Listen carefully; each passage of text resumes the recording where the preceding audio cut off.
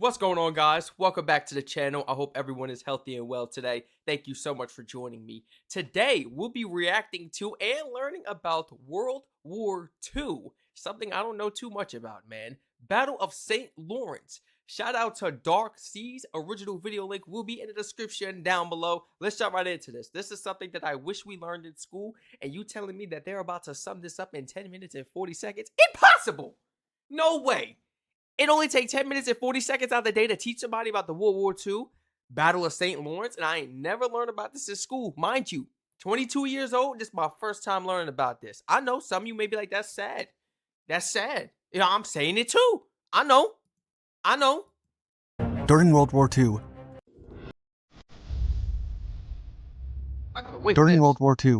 Canada was tasked with protecting Britain's supply lines in the Atlantic. Without them, Europe would fall in a matter of months. Hitler knew that hitting Canada right at home would sever the incoming resources from America, rendering Britain helpless for Operation Sea Lion, the complete invasion of England. Subsequently, the Third Reich deployed over 15 U-boats to cripple the Canadian Navy and disrupt the flow of supplies from North America to England. The U-boats torpedoed anything within reach, severely damaging or sinking dozens of Canadian vessels, including a civilian ferry that was caught in the fire. The nation had not had its waters penetrated by a foreign enemy since 1812, and the frantic operation to repel Germany's attacks and prevent further destruction of Canada's assets would become known as the legendary Battle of St. Lawrence. By that time, Canadians finally realized their government's desperate efforts to keep the supply to Europe open, even at the cost of hundreds of lives, and how close the fight had actually come to them.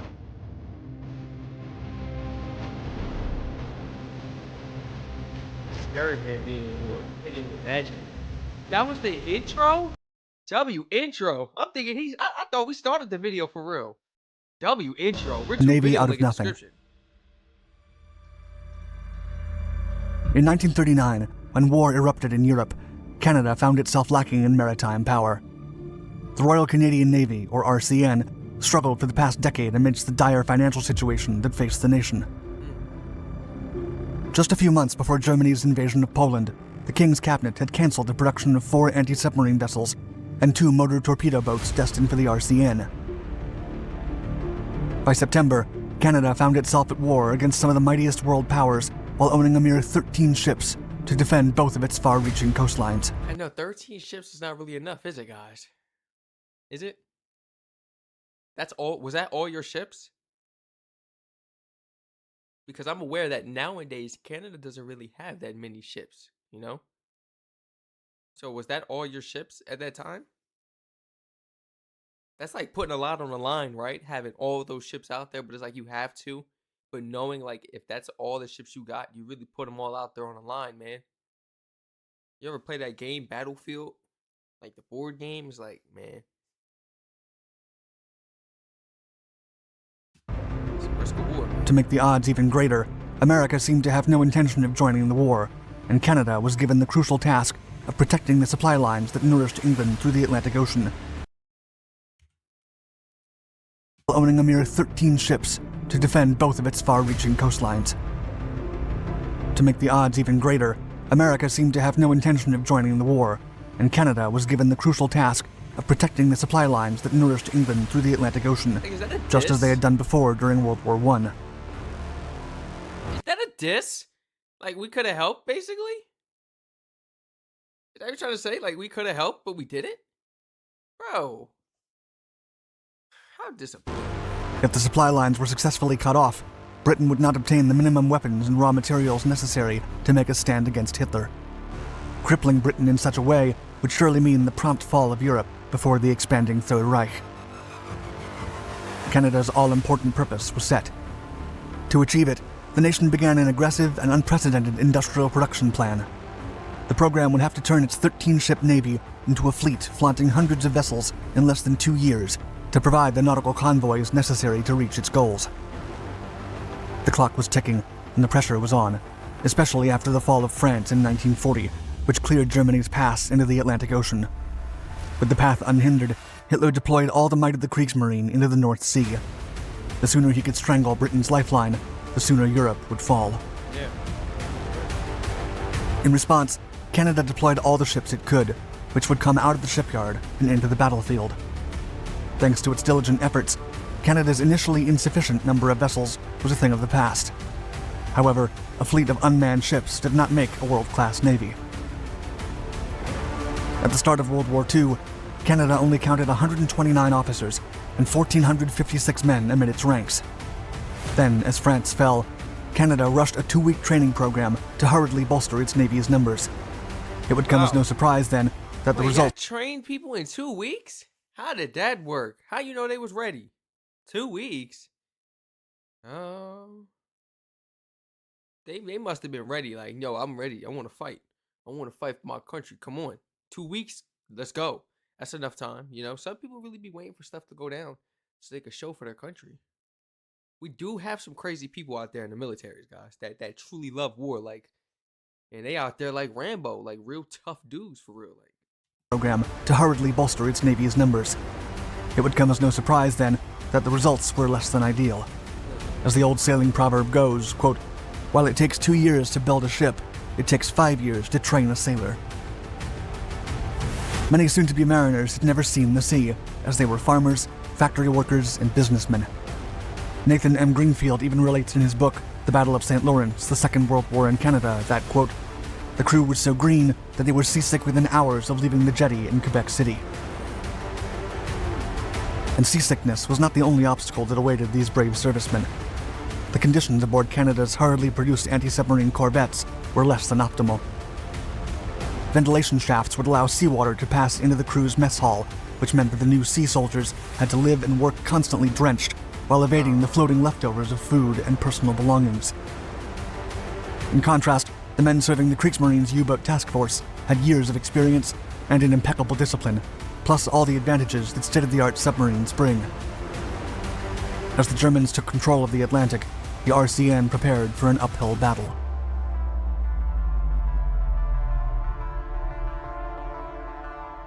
U-boats at their doorstep. U-boats. Canada heroically embraced its mission from 1940 until the end of the war.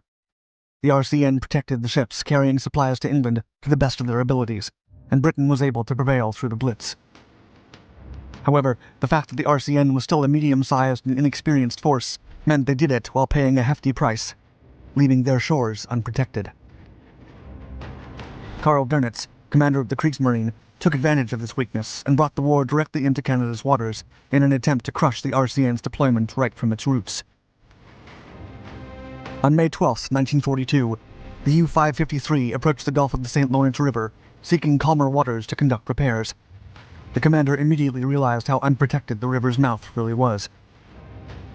Seizing the opportunity, the U-boat fired several torpedoes at the British freighter Nicoya, which stood just a couple of miles off Anticosti Island. The submarine then pursued and fired upon the Dutch freighter Ledo, obliterating it in a fiery explosion and continuing the onslaught. After sinking both ships, the U-boat returned to the Atlantic. It was a fruitful night for the Nazis, as they had brought the war to less than 400 miles from Quebec City. This action sent Canada's government into a frenzy.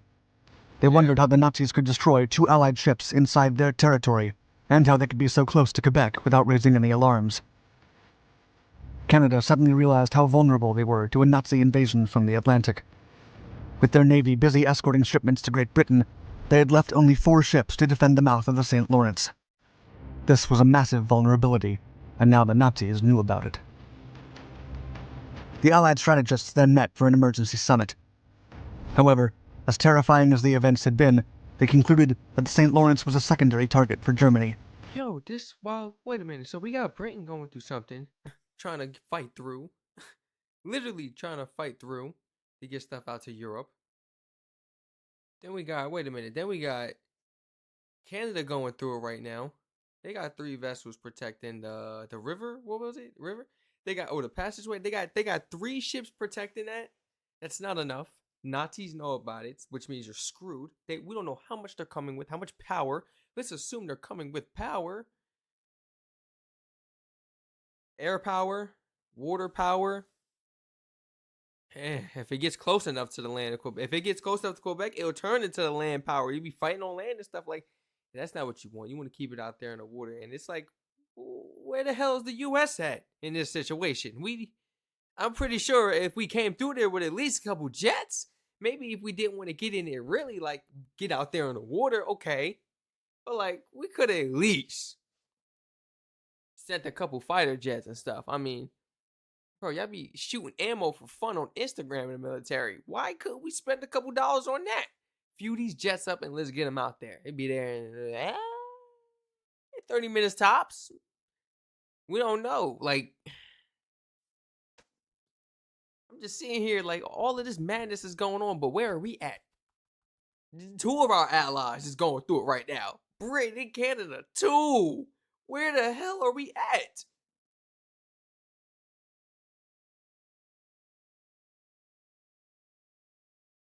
Like, we seriously didn't help? I'm so disappointed. Rerouting their already thinly spread resources to that location would hurt their overall war efforts. As terrifying as the events had been, they concluded that the St. Lawrence was a secondary target for Germany. Rerouting their already thinly spread resources to that location would hurt their overall war efforts, so Canada only received a few corvettes to reinforce the river. The St. Lawrence remained vulnerable, and the Nazis continued to press on. On July 20th, the U-132 sank 3 freighters near the Gaspé coast and severely damaged a 4th one. The U-boat managed to escape, even after being pursued by the corvette HMCS Drummondville. Later research would show that U-boats had a considerable advantage when attacking in that area, as the merging of fresh and salt water in the river's Gulf created a thermal anomaly that would mess with the Allied sonars, making it much harder to pinpoint the precise location of the submarines. More attacks followed. In September, the U-1517 infiltrated the St. Lawrence Bay, sank 9 ships, and damaged another while evading the RCN's effort to stop it. 9 is like, woo! To pinpoint the precise location of the submarines. More attacks followed. In September, the U-1517 infiltrated the St. Lawrence Bay, sank 9 ships, and damaged another while evading the RCN's effort to stop it. A month later, the ferry SS Caribou was torpedoed by the U-69 in Cabot Strait, just a few miles from St. Lawrence's Gulf. Despite a valiant rescue operation, 131 passengers perished. And as before, the U-boat escaped unscathed, much to the frustration of the pursuing minesweeper HMCS Grand Mère. The German U-boats continued to humiliate the RCN efforts during the following months, sinking several other ships, and even landing quite a few spies in mainland Canada. Still, most of the agents were promptly captured, but a few managed to infiltrate Quebec and other large cities, extracting valuable information on Canada's convoy routes. Like that. You see how technical it's really getting? You're sending agents from Germany within Canada? How are we supposed to know for real? But most of them were captured, but like, they were there to perpetrate, and it is exactly what they did. Like, what? Infiltrate Quebec and other large ships, and even landing quite a few spies in mainland Canada. Still, most of the agents were promptly captured, but a few managed to infiltrate Quebec and other large Infiltrate Quebec. Spies is crazy. So while we're going to war and you're distracted fighting out in the ocean, we're gonna have spies some way, somehow sneaking within your country to infiltrate Quebec. Well, like, bro, I've never heard about that tactic ever in war. But I mean, it still really didn't. I mean, most of them got captured. But how are you guys aware? How did you guys know about this? That they were like agents and stuff within your country? Was it like a lot of ruckus going on? Were they like tormenting people? Were they like, what was going on? That's crazy. What? cities, extracting valuable information on Canada's convoy routes and strategies.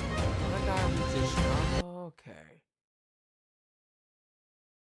Damn, this is deep. It's like going into the playbook of what they were doing. What? Bro. Extracting valuable information on Canada's convoy routes and strategies.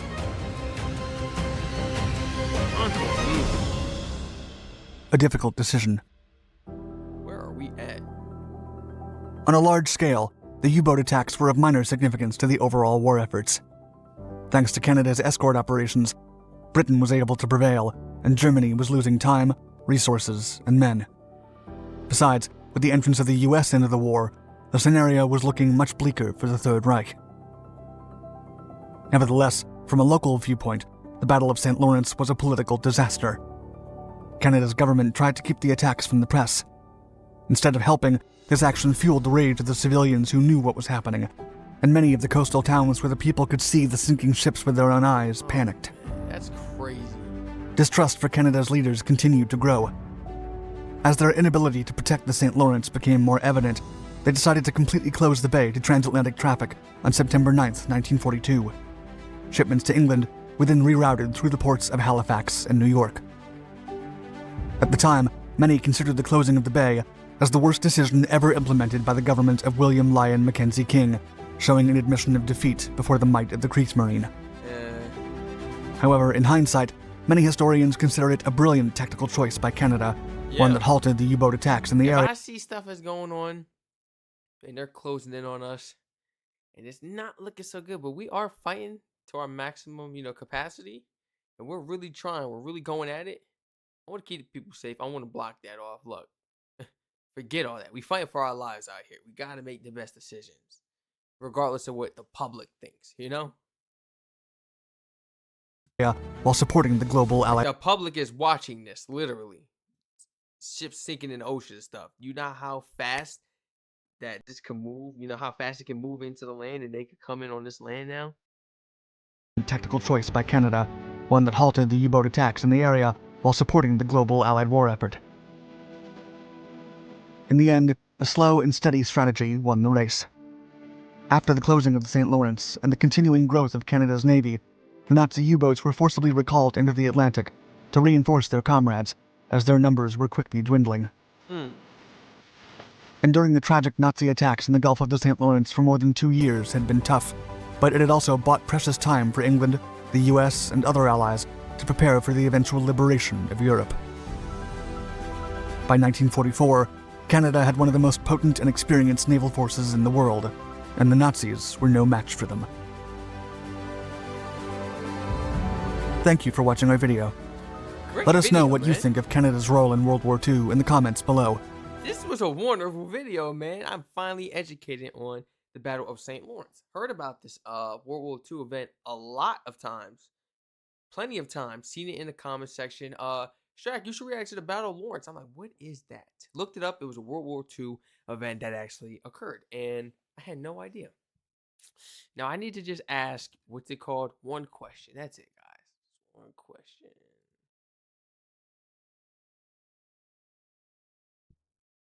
During the Battle of St. Lawrence, when Britain was steady trying to deliver goods.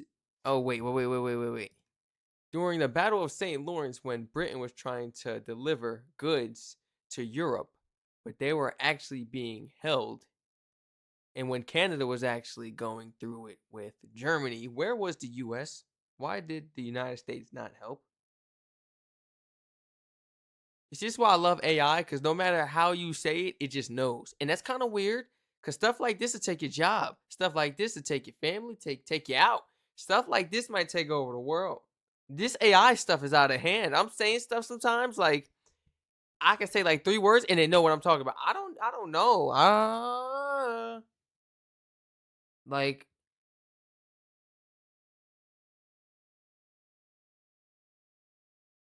is that big enough? Let me can y'all see that? Is that too big? That might be too big. All right. During the Battle of St. Lawrence, 1942 to 1944. So this war lasted 2 years. Can you imagine 2 gruesome, horrifying years of war? It's not a fight. It's not a fight, you know? And that was just a battle. The war was not over. That's what I'm saying. These be battles. The full war don't be over. When the war is really over, then you celebrate in victory, this or that. 1942 to 1944. Britain was working to maintain vital supply lines to North America to sustain its war effort. Wait. But he mentioned, wait. But he mentioned Europe. So, wait. So Britain was actually trying to deliver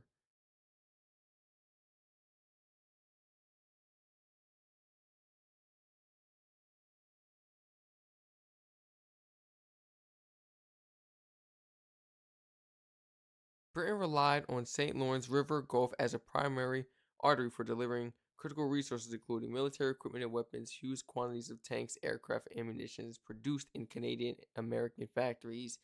Essential food and provisions. Canada was a major supplier of grain and other foodstuffs necessary to prevent starvation in Britain. Raw materials, including resources and minerals required for Britain defense production. German Nazi deployed U-boats in the St. Lawrence sewer. These supply lines to server. I said sewer, excuse me, to server these supply lines by sinking merchant ships within Canadian waters.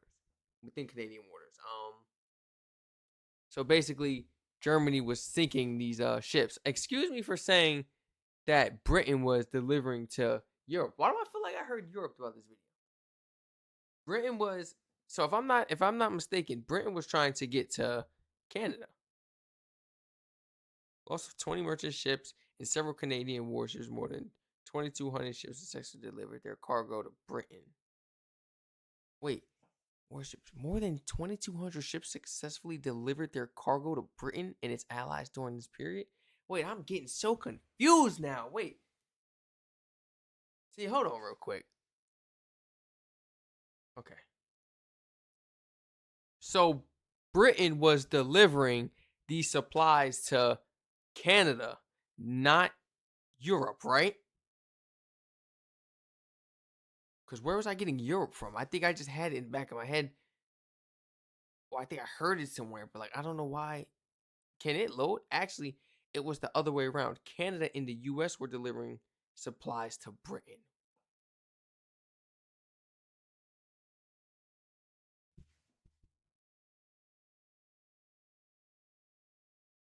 During the World War II, Britain was Bizan Island under constant threat starvation. Battle of St. Lawrence occurred because German U-boats traveled into Canadian waters to sink the merchant ships at their starting point. That's right. They wanted to sink the ships at the starting point before they even reached. Because in my head, when he said that in the video, I was thinking like, that's just the same as coming with your aircraft and you're bombing the other aircraft down below before they actually get a chance to take off. What? How they gonna reach before they even get to leave their starting point? That's what I was thinking of in my head. Like I was relating it to that. Oh, see, I was getting so confused. I had it. I'm thinking vice versa. I had it mixed up. Forgive me, guys. This is why it's good to look up and clarify. Warders sink the merchant ships at their starting point, the St. Lawrence River, before they could reach the open ocean to head for Europe. Okay. Okay, that makes so much more sense. Before they could reach the open ocean to head for Europe. So let's just bomb it now. Let's just sink the ships, this and that. And they won't even be able to make it to Europe. The starting point, but this is what they had to go through. Okay, it makes so much more sense.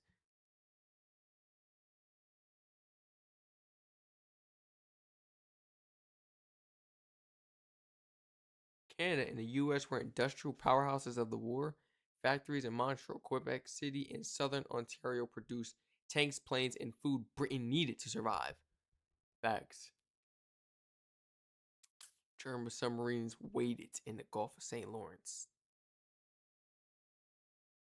Orders applied before even reached. They could cut off roughly 1/4 of all Allied supplies. Meaning the supplies Canada, U.S. was trying to give to Britain, cut off all Allied supplies. Cut that off before it even reached the Atlantic because they was getting it at the starting point. That's like wow. That's wow. Britain's Royal Navy did provide some help by sending specialized escort ships to assist the Canadian Navy in 1942, but their primary job was protecting the receiver end of the supply line in North Atlantic. The receiver. Britain was the receiver. Am I yes? Why Britain was the receiver? Yeah, okay, yes. Britain, because Britain was the receiver. They was waiting for that. Canada and US, they was basically trying to get that off. Canada was trying to, yeah. Now just one more question. Now, what was the US doing around this time? Was they trying to help Canada deliver the packages out of St. Lawrence, or what were we doing? Yo, this AI stuff is like crazy, guys. not even having to type. Like, how y'all feel about this, man? No, for real, I'm serious. Like, we got people who typing essays, chat GTP, and AI mode. Like, this is crazy. There's no reason why y'all not passing y'all classes. Uh-huh. During the Battle of St. Lawrence, I don't want this video to be too long, but during the Battle of St. Lawrence, 1942, 1944, the United States was deeply involved. So we were deeply involved. I don't think we were helping with the war as what I was thinking. Like the battle. We were more so helping deliver, right? We were more so helping with the supplies. During the Battle of St. Lawrence, the United States was deeply involved, but its role was more about backstage logistics and protecting the border Atlantic while Canada handled the immediate river defense. There we go. Because I'm thinking, why is Canada fighting and we're not helping them fight? Canada's going to defend the river and help fight. They got to. It's the start point. They got to get out. You know, it makes so much more sense. I'm sorry for shaking the camera. We was mainly trying to just protect the Atlantic. We was trying to protect it out there and make sure it was good and nobody was out there. Probably so they didn't reach the receiver, which was Britain, right? That's why we probably like on a scope, like, you know. But it was getting bad, like for Canada. It was like kind of closing in. U.S. Canada operate a single defense unit rather than two separate countries. Here is exactly what the U.S. was doing: the backdoor delivery route. When German U-boats began sinking ships in St. Lawrence River in 1942, the Canadian government officially closed the river to oversee shipping. Yes, because it was starting to close in, it was getting crazy. The U.S. role: the United States opened its own ports like New York, Boston, and Portland to Canadian goods. Rerouting instead of sailing from Montreal, the front door, literally the front door, because you see what was happening from the starting point. The supplies were sent by train across the border into the U.S., then shipped out from American ports, which were farther from the U-boats bottleneck in St. Lawrence Gulf. Guarding the Triangle Run, the U.S. Navy took primary responsibility for the Triangle Run, a critical shipping route between U.S. Boston and Halifax. He did mention that. Protection by securing the southern end of supply line, the U.S. allowed the Royal Canadian Navy to focus its limited ships on dangerous St. Lawrence River. Okay, in the North Atlantic convoys heading to Britain. To focus its limited ships on the dangerous St. Lawrence River in the North Atlantic convoys heading to Britain. Okay. Convoys headed. Okay. Shared bases. The U.S. built and manned military, naval, and air bases in Newfoundland. I almost said Newfoundland, man. I be wanting to say Newfoundland so bad. Newfoundland. Forgive me, guys. Which was not yet part of Canada. Where am I getting year from? Which was not yet part of Canada, to launch patrols and hunted U-boats throughout the region. Okay, while Canada did its little fighting in the river, they often did so with American equipment. Aircraft. U.S. provided the PBY Catalina Canso? Wait a minute. Forgive me if I'm pronouncing this stuff wrong.